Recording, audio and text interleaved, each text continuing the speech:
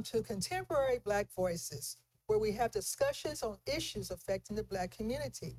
My name is Dr. Sharon Michael Chadwell, and with me are New York Times bestselling author Caleb Alexander, author and former professor Fred Williams, and community activist and entrepreneur Chris Dawkins. On Netflix, there is a series called Dope Sick, where the story of the opioid epidemic and addiction crisis was told. Unfortunately, the series really presented this crisis as solely a white and rural America problem and did not factor in the effects of the crisis in the Black community, other than using some Blacks as promoters or street hustlers of the drug. There have already been discussions that there is a racial bias in discussing the effects of the drug beyond white communities. According to the Harvard Medical School, opioid addiction and overdoses in the Black community have increased. In fact, health disparities have been linked to this. According to the CDC, in 2020, opioid overdoses rose 30% compared to 2019, leading to 91,799 deaths. So the death rate among Black Americans increased by 44%, the greatest increase among all racial and ethnic groups, and double that for white Americans. So on the panel today, we have Brenya Tumasi, who is a practitioner in law, criminal justice, and psychology. And our topic today is, what do we need to know about opioids and what can we do? Welcome, Brenya. Thank you. Thank you for having me. Now, did I get it right? You're an expert, right? Yeah. Okay, I want to make sure that, I want to make sure I had that part right. So, for the audience, for the panel, what are opioids and what was their intended purpose? Okay, so opioids are used for medical needs.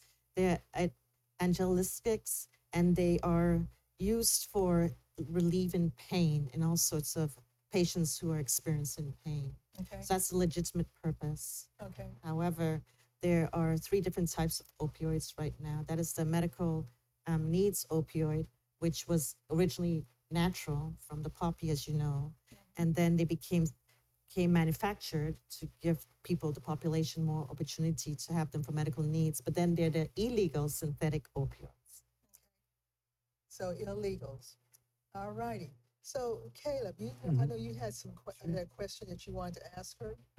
Sure. So again, Dr. Tumasi, thank you for joining us. I love it when you join us on the show. Thank so you. Thank you again for joining us. Appreciate So you. yeah, and so Dr. Chadwell talked about some of the numbers. This dramatic rise of about 44%, and so in your area of expertise, you've noticed similar numbers, and so just if you could talk about how that's been affecting the community. Absolutely. So we're talking about the Black community, and I love your question because I 100% don't respect the numbers they're giving us now. Can I explain?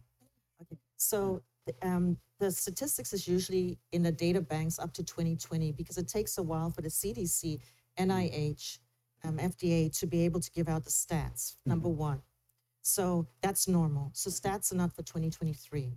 So first know that everybody should know, the audience should know that it takes about a 2-year lag to pull together the research because they're very careful about it. And we have agencies such as the FBI, the DEA, Drug Enforcement Agency, that are huge in helping with those stats. So now I'll do a deeper dive into why I don't believe that. Okay, so it's very important to understand the medical examiner is the only one that tells the cause of death.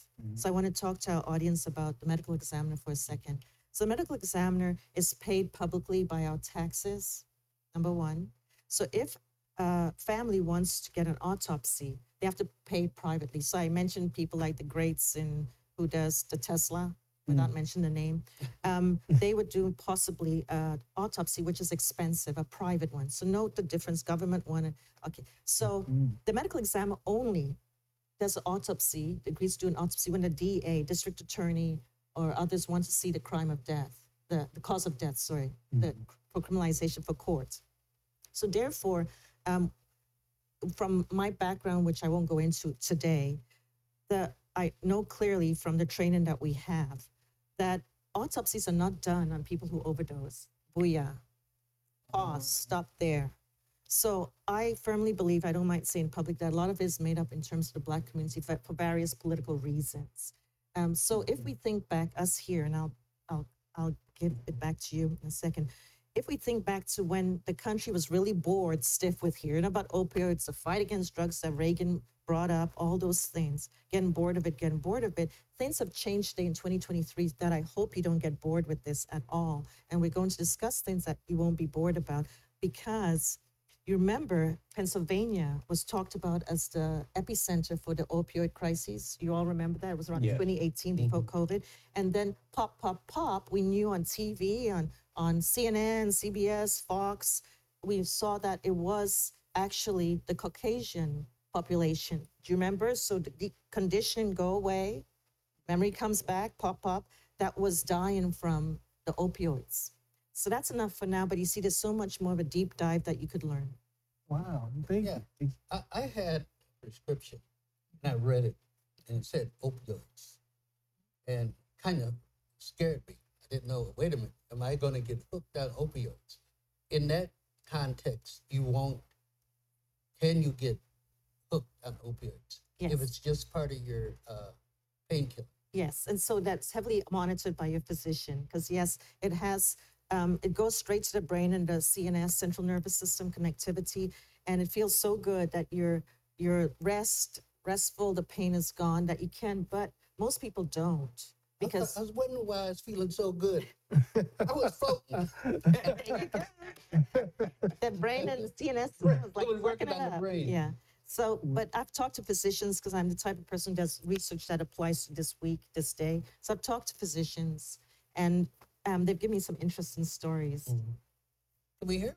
Absolutely. So one of them that we were talking, because she knows my expertise, it happens to be in women's medicine.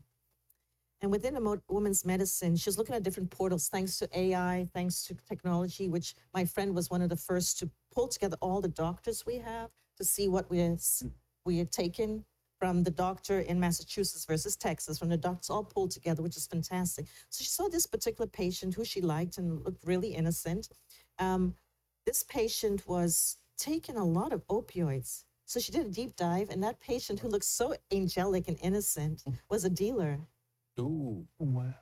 And that's how, that easily within 5 minutes, that doctor busted her out. That has to be reported to FBI, DEA.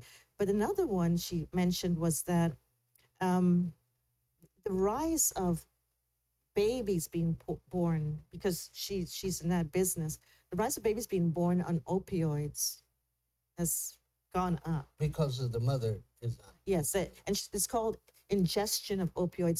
So what I always remind us, and I want the audience to see, this is happening more and more, it's a new thing, that when someone is human trafficked, the first thing they're given is a legal drug to keep them subdued, and then they're purposefully, strategically addicted.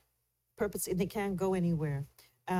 And they're too slow to think through how they can escape and so on. So human trafficking has gone up. And I'm going to tell you that the leaders, the cartel leaders and others of human trafficking are not generally Black folk. But I'd have to do a deep dive on that as a disclaimer again for the audience. Dr. Tomasi, I'd like to ask you if you can go back, first of all, and tell us, are opioids a derivative of the poppy? It is 100%. Okay. However, as life has it, like the poppy was in Afghanistan, wink, wink. So as life has it, the factories have taken over to do a synthetic form that is medically necessitated. So they don't have to use the poppy. And we understand that is chemical formulation, the exact chemical formulations, that's synthetic. But we are talking, I guess, about the illegal, possibly, opioids. And it's not the Black population that gets a hold of the medical necessitated opioids, which addicts the other populations. And I have statistics for that. Is as well. fentanyl a part of this as well? Thank you very much, because that's where we want to land. Fentanyl. Okay. Let's land on fentanyl. Okay. Yes, fentanyl is synthetic. And how we talk in the US and the audience talks about who's doing this in the US? Well, guess it's going to be controversial, and I want it to be China.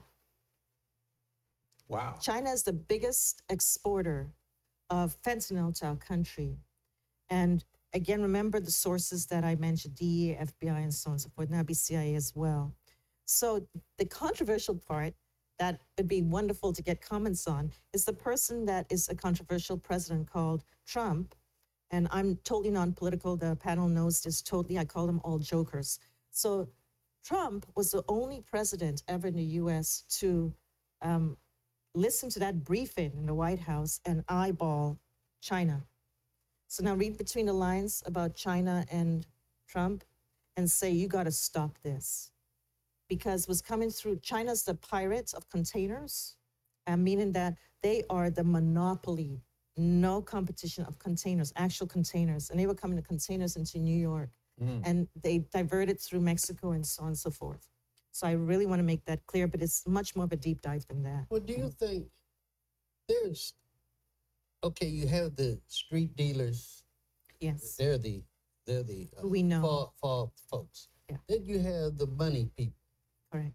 Do you think they really want to stop that The answer is importing into no. this country? The answer is absolutely no. It makes too much money. And one reason why it comes to us in the US is we're the money people. We have excess income, despite the fact that nowadays many of us who are not at the Tesla level have a hard time paying our grocery bills and so on. We still have the most money in the world. The United States is a gigantic country. The statistics are done falsely because every state is almost like a country. Did you know that? You do know that the United Kingdom, which is not just Britain, fits in Texas with space to spare. And then I was told yesterday, add this, Germany fits in Texas with lots of space to spare. So psychologically, we think, wow, Germany, United Kingdom, Texas is like a country bigger than them by far. And then Delaware, the tiny place, Holland fits in Delaware. So our country's amazing. And professionals are frustrating because professionals forget that they're not doing the stats right when they keep on talking about the U.S. percentages this and Great Britain says, wow, we're better than the U.S. No. What we're going to do is we're going to put a pause on here, and we're going to come back to continue our discussion. Take a break and enjoy.